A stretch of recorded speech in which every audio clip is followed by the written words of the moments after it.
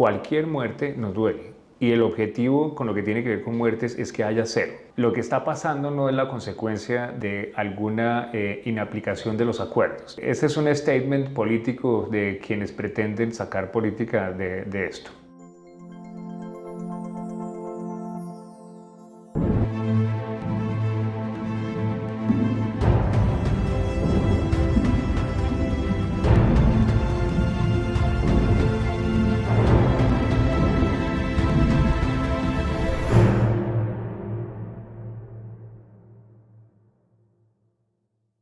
Hola amigos de Diario Criterio, bienvenidos a esta conversación que vamos a tener con el consejero presidencial para la estabilización y consolidación, el doctor Emilio Archila.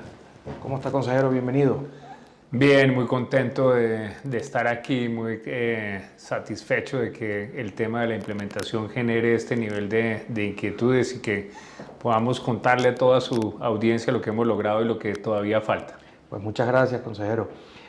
Quisiéramos partir del tema del aval que dio la Corte Constitucional para que los curules fueran dados a personas relacionadas al tema de la paz. ¿Quiénes tienen derecho a postularse? ¿Cómo va ese proceso?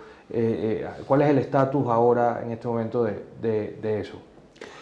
Bueno, a nosotros es una noticia que estábamos esperando. El presidente había sido claro en indicar que respecto de esas curules haríamos lo que las Cortes, porque ahí estaba involucrada la Corte Constitucional con una tutela y también el Consejo de Estado con una demanda de nulidad contra la decisión que originalmente había tomado la mesa del Congreso. Ellos indicaron que sí se habían dado los votos válidos y que en esa medida la reforma constitucional había operado.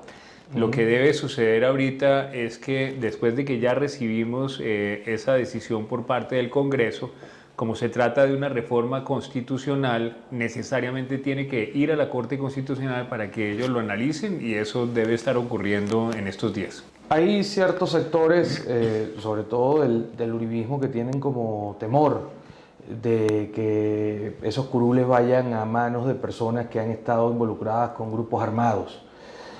¿Cuál es su visión al respecto? Hay algunos temas en que afortunadamente hemos ido logrando que haya unidad en el país y una de esas es el trabajo que tiene que hacerse por parte de todas las instancias para las víctimas. Eso del lado nuestro ha implicado fortalecer las dos unidades de víctimas, ha implicado tener los presupuestos más grandes de la historia, ha implicado que una parte importante de la cooperación internacional la traigamos para apoyar nuestros programas y naturalmente en lo que hace a esta representación en 16 curules todos tenemos el interés de que no vaya a haber ninguna interferencia. En el acto legislativo está previsto que no puede participar nadie que hubiera formado parte de la antigua FARC, no puede formar parte, de hecho, tampoco nadie que en los últimos 5 años haya ejercido la política. La postulación debe hacerse por parte de unidades de víctimas.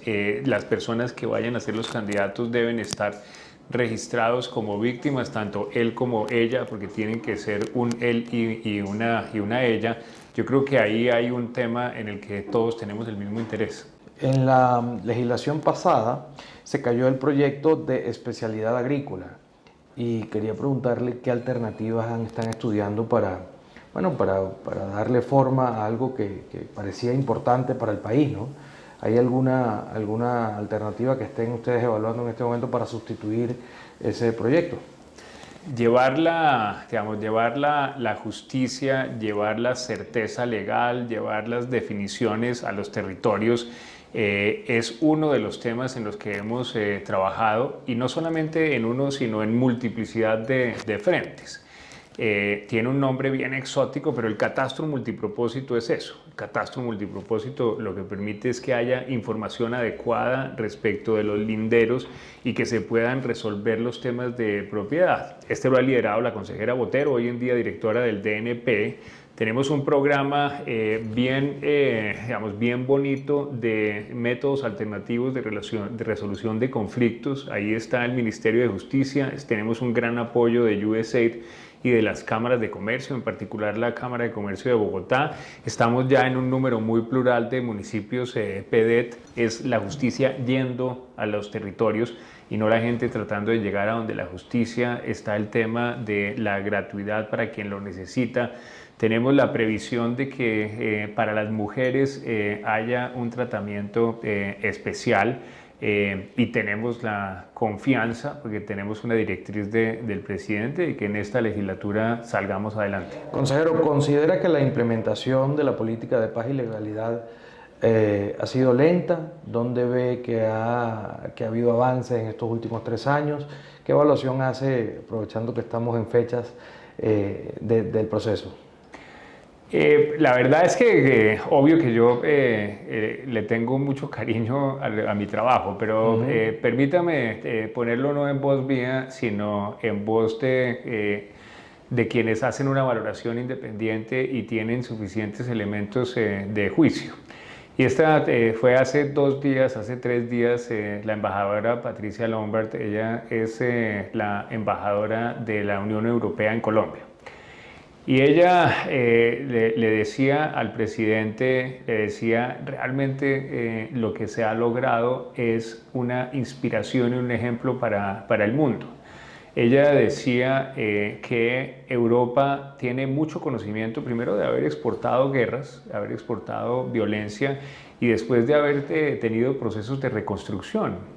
Ellos lo han hecho pues después de las 2 guerras mundiales y lo han hecho en un número muy plural de oportunidades, y señalaba que teniendo en cuenta esa experiencia que ellos tienen, ellos ven en Colombia el ejemplo a seguir. Decía que de cara a lo que está ocurriendo en Afganistán, el mundo necesita ejemplos que sean inspiradores como lo que se está logrando acá. Y esa voz es mucho más autorizada que la circunstancia de que yo lo diga. Ahora, referido a mirar cómo sería un balance, yo diría lo siguiente. Primero, el presidente ha tenido una expresión política en cada uno de los ámbitos de la implementación para decir que vamos a cumplir a través de la política de paz con legalidad. Segundo, y no puedo dejar de resaltar en esto la valentía política del presidente, la responsabilidad con el momento histórico. Esto está previsto para aplicarse en 15 años y ese no es un tema retórico. Es que la casi totalidad de las reestructuraciones, de las reformas, de las modificaciones a cómo funciona el país que estamos logrando no se han podido hacer en el pasado, tratando de hacerlo de a periodos de a 4 años. Por eso la importancia de tener esas planeaciones, y en cada frente está. Y tercero, tenemos las realizaciones. Y si uno coge el vaso y pregunta, ¿está medio vacío o medio lleno? La respuesta es, en estos 3 años deberíamos haber llegado hasta aquí, y en todos los temas estamos muy por encima de lo que debía haberse logrado en 3 años. Eso es así en garantías políticas y jurídicas, es así con las víctimas, es así en el proceso de reincorporación. Estamos en el trabajo de la sustitución voluntaria de cultivos, los planes de desarrollo con enfoque territorial para la tercera parte de Colombia, y en todos los frentes de desarrollo rural integral. ¿Y en materia de víctimas, qué sigue a partir de la renovación de la ley? Más trabajo y más dedicación. Teníamos este mandato en los acuerdos de hacer una revisión de la ley de la mano con las víctimas, y así se hizo con el doctor Ramón y el doctor Andrés Castro, que son los 2 directores de las 2 unidades, fenómenos de funcionarios comprometidos. Esa renovación de la ley nos dio 10 años más para poder trabajar con las víctimas. Se hizo la reestructuración de los procedimientos de ambas unidades. Tenemos los presupuestos más grandes de la historia. El presupuesto de este año de solo la unidad de víctimas es de más de $1 billón. ese presupuesto más alto que nunca jamás ha existido, y el del año entrante, si nos va bien en el Congreso, va a ser superior. Hay unas que son muy importantes para mi gusto, y son las reparaciones colectivas. Reparaciones colectivas es cuando la afectación no ha sido a la persona, sino a una colectividad, a un grupo de mujeres, a un grupo étnico, etc. De esas había habido 3 en la historia, y terminamos el año con más de 30. Estamos trabajando para que los recursos de las FARC mal habidos efectivamente vayan a las víctimas. Estamos trabajando para que el doctor Andrés Castro pueda terminar el año habiendo hecho toda la parte administrativa en las restituciones de tierras. Ahora lo que sigue es seguir focalizando nuestros esfuerzos en favor de ellos. ¿Y los programas con enfoque territorial cómo van? Fenomenal, digamos. Tenemos esta expresión que utilizan los alcaldes y los gobernadores, y ellos dicen algo maravilloso está pasando. Los planes de desarrollo con enfoque territorial están previstos para 170 municipios. Eso es la tercera parte del territorio de Colombia. Son efectivamente los que fueron más afectados por la violencia y la pobreza. En solo 3 años hemos logrado ir a las comunidades y preguntarles cuáles son sus necesidades. Las 33.000 necesidades, ninguna me la inventé yo, ni el presidente, ni los ministros. Fuimos a las comunidades y ellos nos dijeron cómo lo querían ver. Eso van a ser alrededor de unos entre 150.000 y 180.000 proyectos. Después de eso, hicimos las planeaciones. Todos los municipios adoptaron el PEDET como su política de largo plazo. Lo mismo los departamentos lo incorporaron dentro de sus planes de desarrollo local. Cuando llegamos había 0 pesos, $0 destinados al cumplimiento de los PEDET. Cambiamos las reglas de regalías, cambiamos las reglas de obras por impuestos, focalizamos la cooperación internacional, y esta cifra es muy estimulante. En este momento ya hay ejecutándose 9 billones de pesos para esos proyectos. 9 billones de pesos puede ser fácilmente el 65-70% del valor de la primera línea del metro de Bogotá. Y nosotros ya estamos ejecutando 9 billones de pesos en las regiones que eran las más pobres y son las más pobres de Colombia. Los asesinatos que ha habido en esos territorios, ¿cómo los han manejado? Porque me refiero a asesinatos de dirigentes sociales, de líderes sociales que ha habido en territorios pues, donde ustedes están, donde han ido, donde han hecho gestiones. Cuando han pasado estas cosas, ¿cómo han actuado y qué han hecho para pues, disminuir esos incidentes? Claro, y voy a ser un poco irrespetuoso y voy a contestarle la pregunta que no me ha hecho.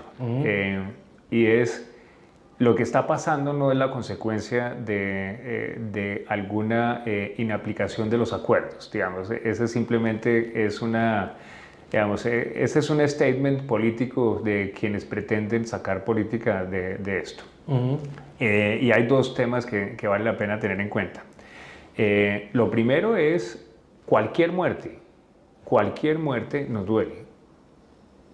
Y el objetivo con lo que tiene que ver con muertes es que haya 0. No hay ninguna meta distinta. Ahora, si nosotros analizamos lo que ha ocurrido, es importante, por lo menos para entender cómo hemos ido avanzando como país, que las disminuciones en la violencia derivadas de la implementación de la política de paz con legalidad a lo que se refieren es a cómo está el país gracias a que estamos adelantando la implementación.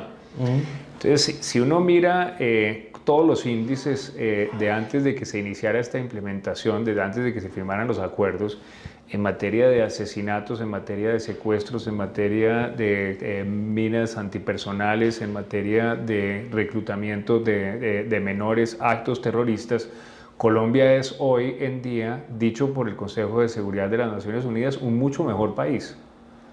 Tenemos 13.000 personas, eso es mal contados el mismo número de personas que están en los grupos armados actualmente vigentes.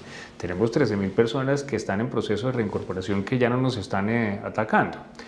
Entonces, esa es una situación para entender que vamos, en mi opinión, por el camino correcto en lo que hace a la disminución de la violencia gracias a la implementación. El otro punto es cuando se firmó el acuerdo con las FARC, el ELN ya existía, el EPL ya existía, el Clan del Golfo ya existía, los puntilleros, los caparros, los contadores, todos esos grupos de salvajes delincuentes ya existían. Y a esos se sumaron las disidencias. Luego, haber pensado que la implementación era solita en sí misma suficiente para lograr una paz estable y duradera era un headline.